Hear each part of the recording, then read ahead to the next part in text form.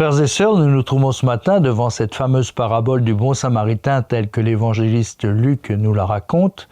Si vous voulez, on va essayer rapidement de voir ce qu'on peut en tirer pour chacune d'entre nous. Cet homme, dont on ne sait pas le nom, qui va de Jérusalem à Jéricho, incarne finalement notre humanité, chacune d'entre nous, qui est en marche et qui se cherche. Jéricho, c'est la ville interlope de tous les plaisirs, de toutes les facilités, et nous sommes évidemment exposés sur nos chemins de vie. Nous rencontrons des épreuves, des difficultés, ce sont les démons de nos vies qui nous jettent à terre, qui nous paralysent, qui viennent même atteindre en nous jusqu'à la vie profonde. Et voilà que l'homme blessé, au bord du chemin, cette humanité en panne, s'approche de lui.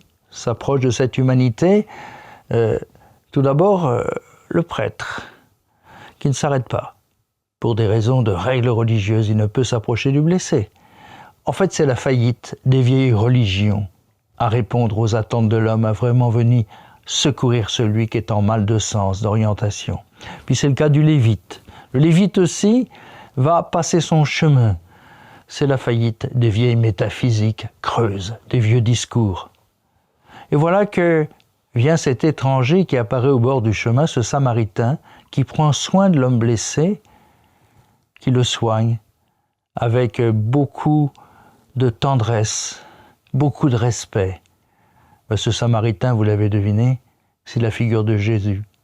Jésus s'est fait proche de l'homme blessé, c'est lui le prochain de tout homme en peine, le prochain de toute humanité. Et il conduit cet homme blessé jusqu'à l'auberge. L'auberge, c'est l'Église, cet immense hôpital dont nous parlait souvent le défunt pape François. Oui, frères et sœurs, cette parabole du bon samaritain nous invite à reconnaître que Dieu ne cesse de se faire proche de toute humanité blessée, qui s'égare parfois, qui est terrassée, menacée, atteinte, meurtrie. Il vient la sauver avec sa tendresse. Il vient nous apporter la guérison. Alors rendons grâce que Jésus soit le prochain de chacun d'entre nous. Très belle journée à vous tous.